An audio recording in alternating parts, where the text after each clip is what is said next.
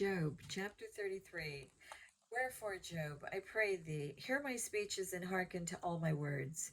Behold, now I have opened my mouth, my tongue hath spoken in my mouth. My words shall be of the uprightness of my heart, and my lips shall utter knowledge clearly. The Spirit of God hath made me, and the breath of the Almighty hath given me life. If thou canst answer me, set thy words in order before me. Stand up. Behold, I am according to thy wish in God's stead. I also am formed out of the clay. Behold, my terror shall not make thee afraid, neither shall my hand be heavy upon thee. Surely thou hast spoken in mine hearing, and I have heard the voice of thy words, saying, I am clean, without transgression. I am innocent, neither is there iniquity in me. Behold, he findeth occasions against me. He counteth me for his enemy. He putteth my feet in the stocks. He marketh all my paths. Behold, in this thou art not just. I will answer thee, that God is greater than man. Why dost thou strive against him? For he giveth not account of any of his matters. For God speaketh once, yea, twice, yet man perceiveth it not. In a dream, in a vision of the night, when deep sleep falleth upon men, in slumberings upon the bed. Then he openeth the ears of men, and sealeth their instruction, that he may withdraw man from his purpose, and hide pride from man. He keepeth back his soul from the pit, and his life from perishing by the sword. He is chastened also with pain upon his bed, and the multitude of his bones with strong pain, so that his life abhorreth bread, and his soul dainty meat. His flesh is consumed away, that it cannot be seen, and his bones that were not seen stick out. Yea, his soul draweth near unto the grave, and his life to the destroyers. If there be a messenger with him, an interpreter, one among 1,000, to show unto man his uprightness, then he is gracious unto him, and saith, Deliver him from going down to the pit. I have found a ransom. His flesh shall be fresher than a child's. He shall return to the days of his youth. He shall pray unto God, and he will be favorable unto him. And he shall see his face with joy, for he will render unto man his righteousness. He looketh upon men, and if any say, I have sinned, and perverted that which was right, and it profited me not, he will deliver his soul from going into the pit, and his life shall see the light. Lo, all these things worketh God oftentimes with man, to bring back his soul from the pit, to be enlightened with the light of the living. Mark well, O Job, hearken unto me, hold thy peace, and I will speak. If thou hast anything to say, answer me. Speak, for I desire to justify thee. If not, hearken unto me, hold thy peace, and I shall teach thee wisdom. Chapter 34. Furthermore, Elihu answered and said, Hear my words, O ye wise men, and give ear unto me, ye that have knowledge. For the ear trieth words, as the mouth tasteth meat. Let us choose to us judgment. Let us know among ourselves what is good. For Job hath said, I am righteous, and God hath taken away my judgment. Should I lie against my right? My wound is incurable without transgression. What man is like Job, who drinketh up scorning like water, which goeth in the company with the workers of iniquity, and walketh with wicked men? For he hath said it, It profiteth the man nothing that he should delight himself with God. Therefore, hearken unto me, ye men of understanding. Far be it from God that he should do wickedness, and from the Almighty that he should commit iniquity. For the work of a man shall he render unto him, and cause every man to find according to his ways. Yea, surely God will not do wickedly, neither will the Almighty pervert judgment. Who hath given him a charge over the earth, or who hath disposed the whole world? If he set his heart upon man, if he hath gathered unto himself in his spirit and his breath, all flesh shall perish together, and a man shall turn again unto dust. If now thou hast understanding, hear this, hearken to the voice of my words. Shall even he that hateth right govern? And wilt thou condemn him that is most just? Is it fit to say to a king, Thou art wicked, and to princes, Ye are ungodly? How much less to him that accepteth not the persons of princes, nor regardeth the rich more than the poor, for they all are the work of his hands. In a moment shall they die, and the people shall be troubled at midnight, and pass away, and the mighty shall be taken away without hand. For his eyes are upon the ways of man, and he seeth all his goings. There is no darkness, nor shadow of death, where the workers of iniquity may hide themselves. For he will not lay upon man more than right, that he should enter into judgment with God. He shall break in pieces mighty men without number, and set others in their stead. Therefore he knoweth their works, and he overturneth them in the night, so that they are destroyed. He striketh them as wicked men in the open sight of others, because they turned back from him, and would not consider any of his ways, so that they caused the cry of the poor to come unto him, and he heareth the cry of the afflicted. When he giveth quietness, who then can make trouble? And when he hideth his face, who then can behold him? Whether it be done against a nation or against a man only, that the hypocrite reign not, lest the people be ensnared. Surely it is meet to be said unto God, I have borne chastisement, I will not offend any more. That which I see not, teach thou me. If I have done iniquity, I will do no more. Should it be according to thy mind, he will recompense it, whether thou refuse or whether thou choose, and not I. Therefore speak what thou knowest. Let men of understanding tell me, and let a wise man hearken unto me. Job hath spoken without knowledge, and his words were without wisdom.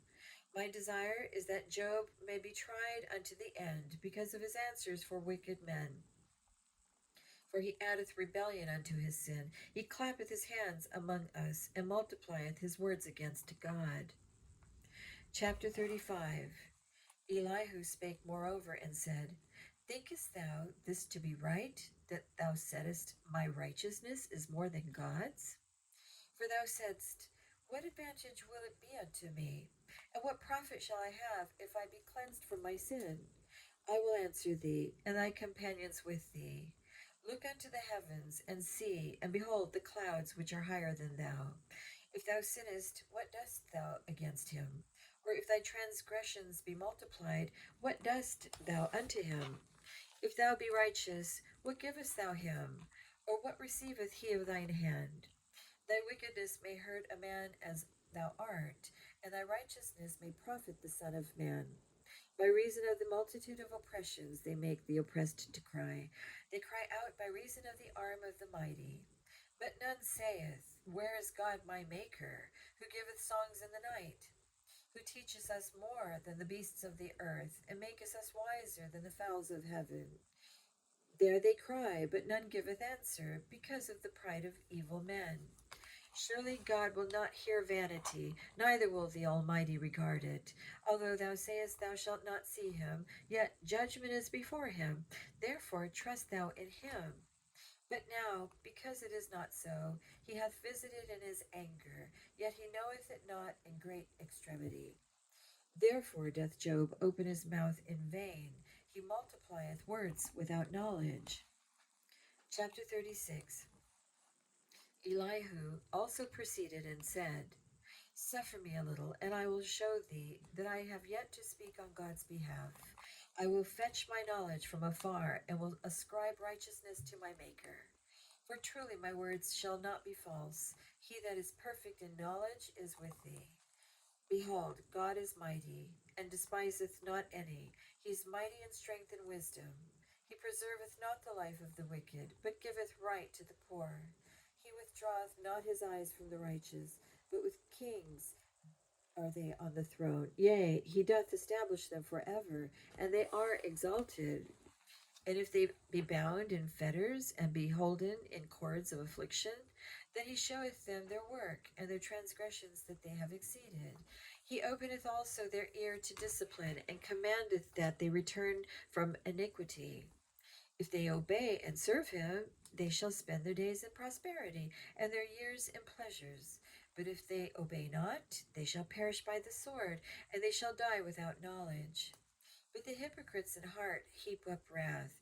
They cry not when he bindeth them. They die in youth, and their life is among the unclean. He delivereth the poor in his affliction, and openeth their ears in oppression. Even so would he have removed thee out of the strait into a broad place, where there is no straightness, and that which should be set on thy table should be full of fatness. But thou hast fulfilled the judgment of the wicked. Judgment and justice take hold on thee. Because there is wrath, beware lest he take thee away with his stroke. Then a great ransom cannot deliver thee. Will he esteem thy riches? No, not gold, nor all the forces of thy of strength. Desire not the night, when people are cut off in their place. Take heed, regard not iniquity, for this hast thou chosen rather than affliction. Behold, God exalteth by his power. Who teacheth like him? Who hath enjoined him his way? Or who can say, Thou hast wrought iniquity? Remember that thou magnify his work, which men behold. Every man may see it. Man may behold it afar off. Behold, God is great, and we know him not, neither can the number of his years be searched out. For he maketh small the drops of water. They pour down rain according to the vapor thereof, which the clouds do drop and distill upon man abundantly.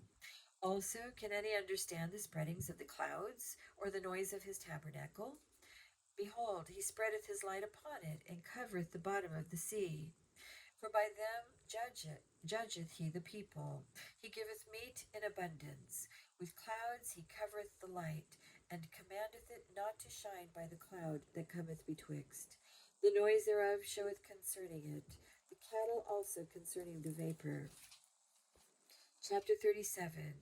At this also my heart trembleth, and is moved out of his place.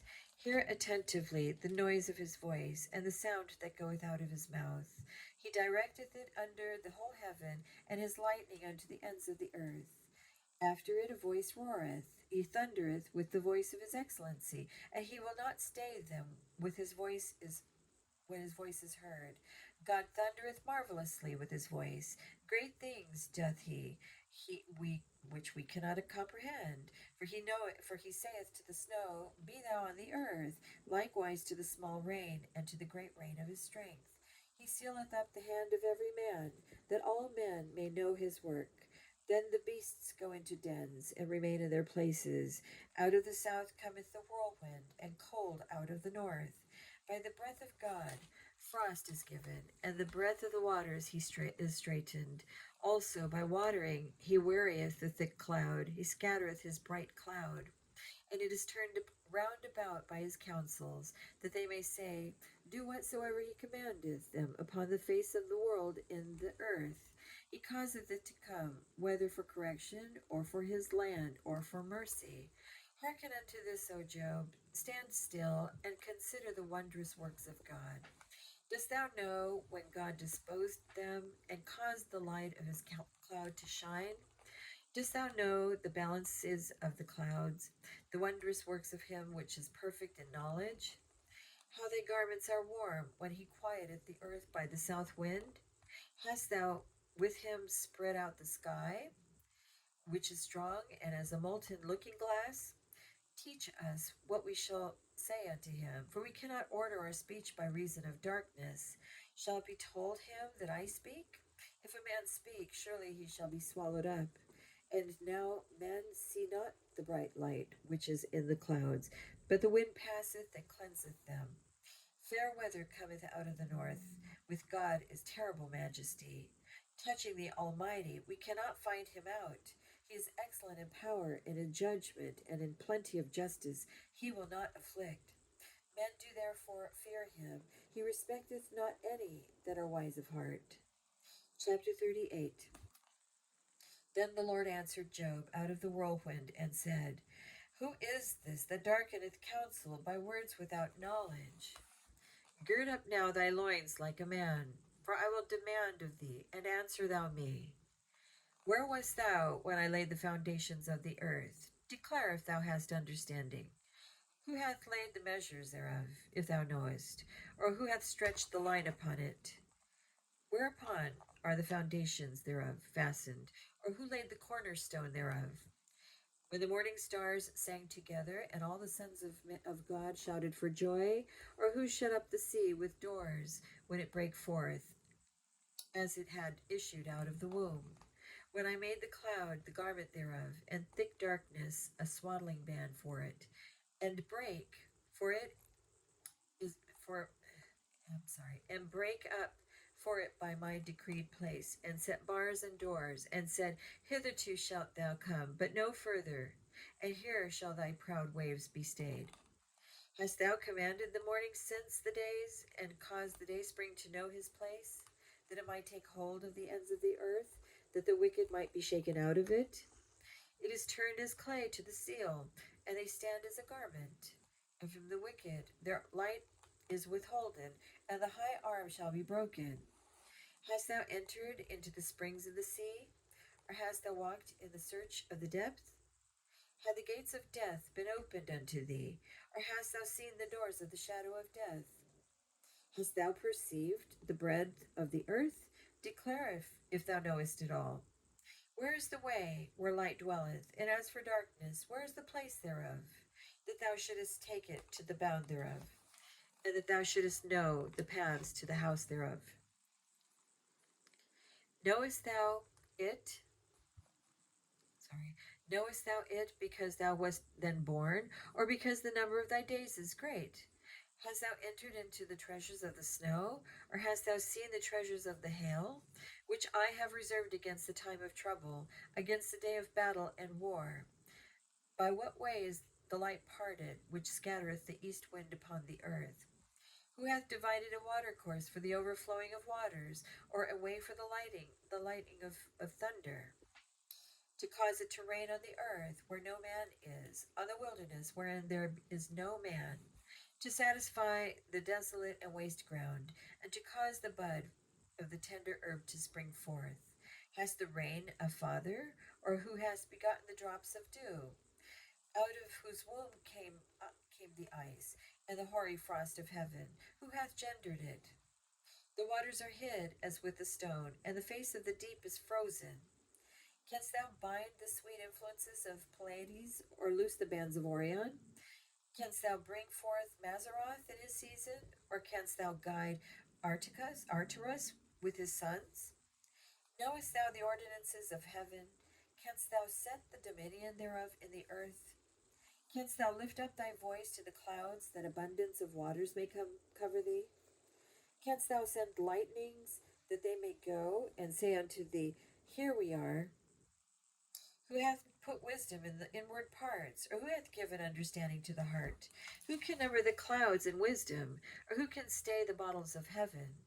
When the dust groweth unto hardness, and the clods cleave fast together, wilt thou hunt the prey for the lion, or will the appetite of the young lions, when they couch in their dens and abide in the covert, to lie in wait?